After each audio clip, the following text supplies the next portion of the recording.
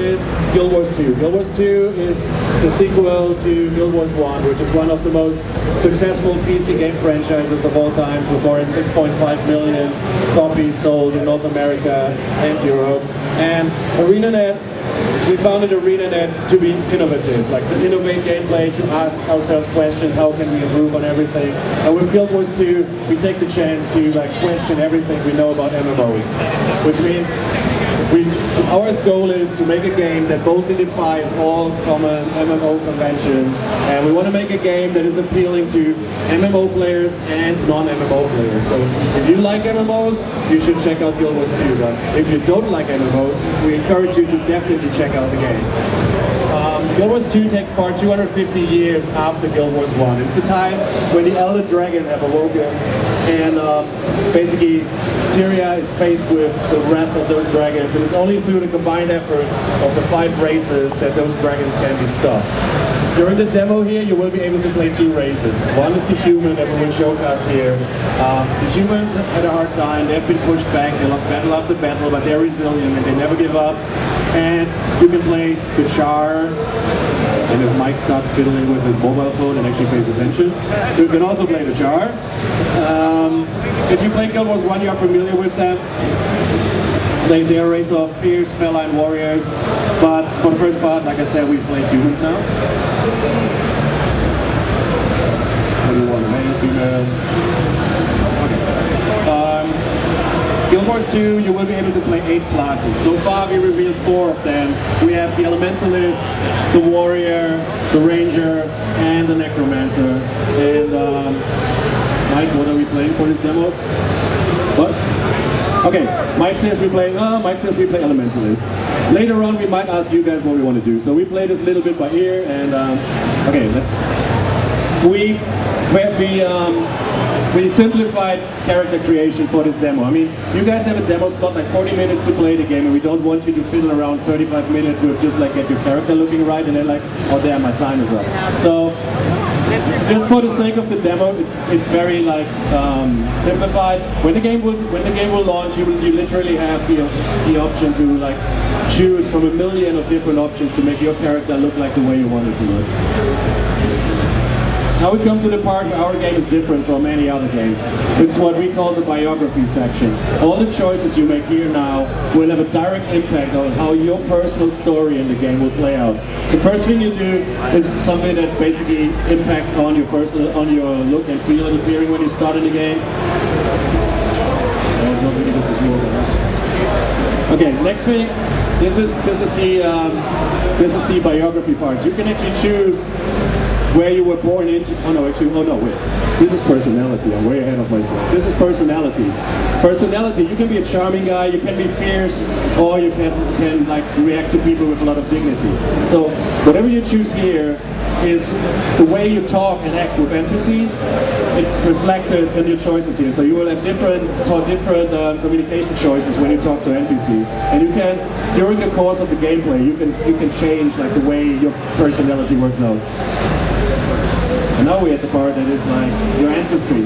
You can choose where you were born to. You could be born into nobility, or you could have been one of the just ordinary people being born of common folk, or you could be one of the unfortunate who was born in the streets of Divinity's Reach and is trying to make a living there.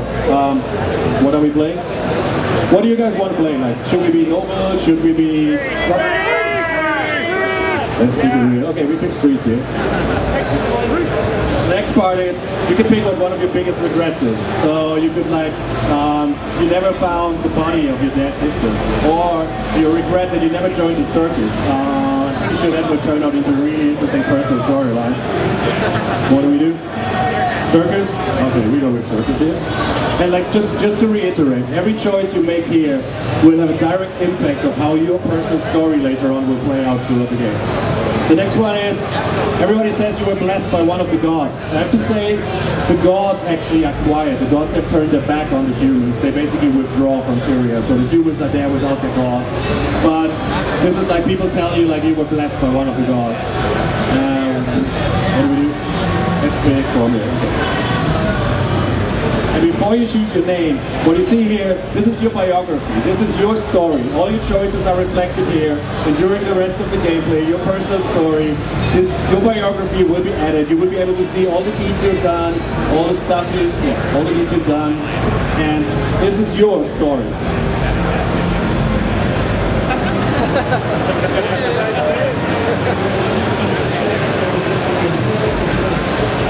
Let's just watch this cutscene.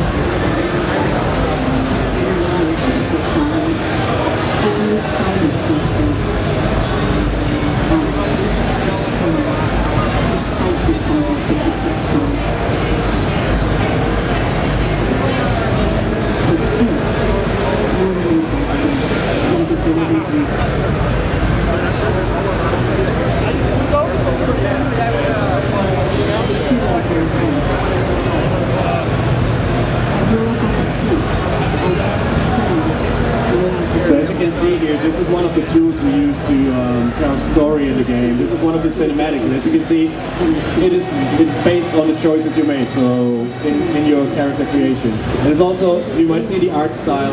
We want to give Guild Wars 2 like this handcrafted, painterly, artistic style, and this is as well reflected in our cutscenes. Cinematics of this game.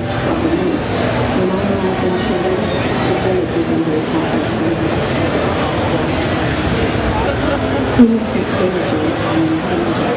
Someone has to help them. I can take care of myself, but it's not enough. Someone has to help those who can't. This is my story. Best thing about Guild Wars 2. So I'd like to point out all the questions you've seen here, those are the human ones. So the choices you make during your character creation, they will differ from each race. Each race will have different ones, which are more fitting to the race. And also each race has its own starting area, but you don't have to worry. So if you, for example, you play human and one of your friends play Char, as soon as you reach the main cities in each area, and you get there pretty quick, you can use the sewer portals to move to the other cities and play with your friends.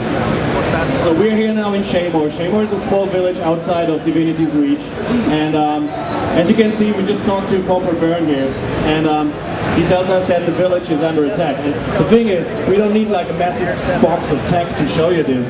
You can already see in the background, there are villagers running, there's Seraph guards running down there, and when we get closer to the bridge, you will see that the town is under siege and under attack by centaurs.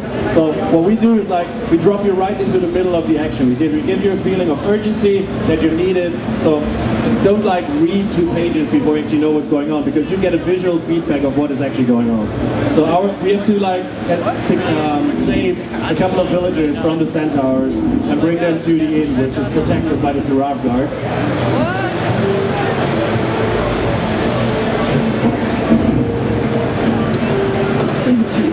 As you can see, there are also other people running around playing.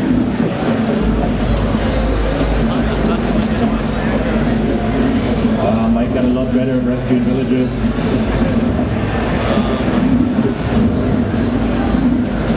As you can see, we want to make our combat look and feel really dynamic. So you all saw that Mike was dodge rolling out of the way, that he's moving and using and casting spells. The Elementalist has certain spells that he can actually use while he's moving around.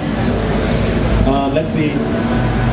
We talked to Sergeant Walters now to see what's going on and to show you another tool of storytelling. Our cutscenes, the same artistic, handcrafted, painterly style, and it's customized so it has your character in it as well.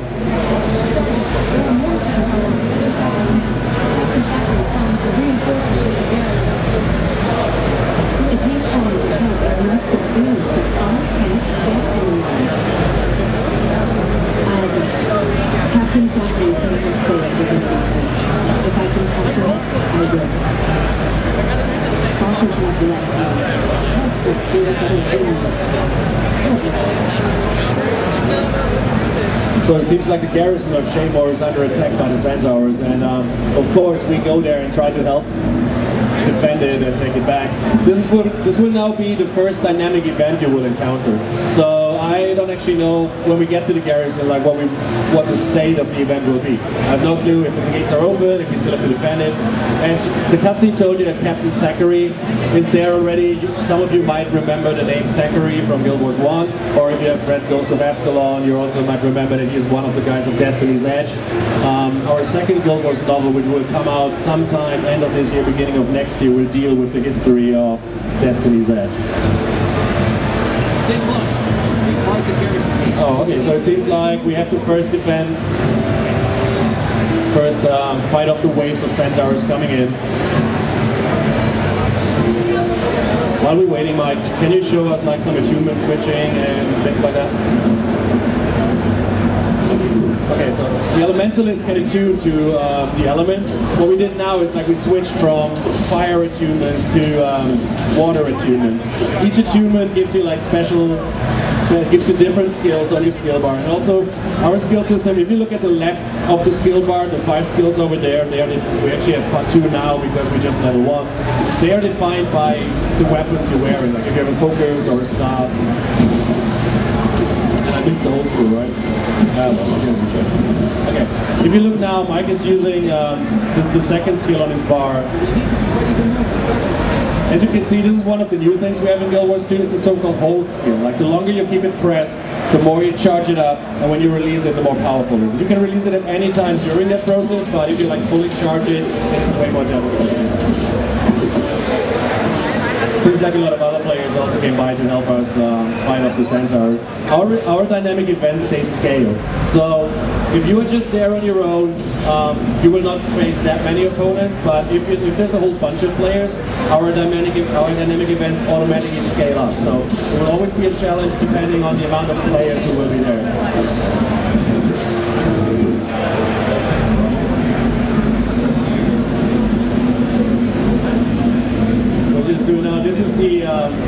This is one of the healing skill of the Elementalists. Each of our classes has a slot for healing skill, so each class in the game will be able to heal itself.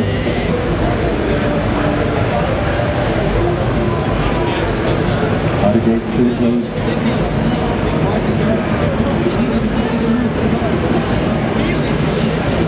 It seems like the Centaurs aren't really learning. So the reason why the Centaurs actually attacking Shaymore is like when the humans were pushed back and they came to this place and they found this hill where we will show you later Divinity's Reach, where they built Divinity's Reach. The territory was owned by the Centaurs, so the humans like basically took the land from the Centaurs and they don't really like it, which means the Centaurs are constantly fighting with humans for the territory over there. Okay, so now the gates are open and we get in there and help Captain Thackeray and his brave man to fight back the Centaurs that came from the other side of the garrison.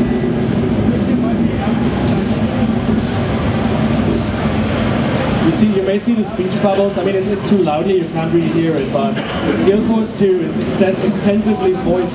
We have the approximate amount of 60 feature-length movies and voice audio acting in the game. So every time you talk to someone, you can actually run past people and you can hear them talk, and they talk about all their mundane life, like normal things that happen. I'll show you later on when we need Divinity's Reach. You can't really hear it here, but you also see the speech bubbles. Every time you see that, you also have audio.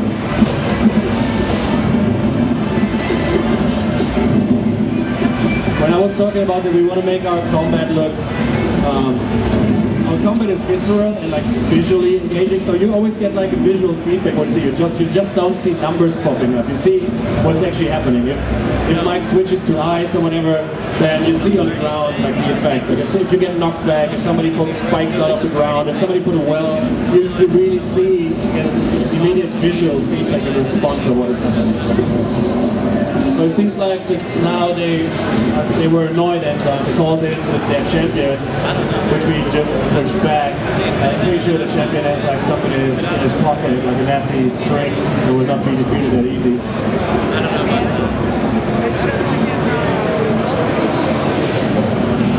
And it is. So he's summoning a massive earth elemental. So you're level 1, right? So you just got there, and this is like the first big opponent we throw you at. It's like this is one of the things you fight at level 1. We want to have you having fun.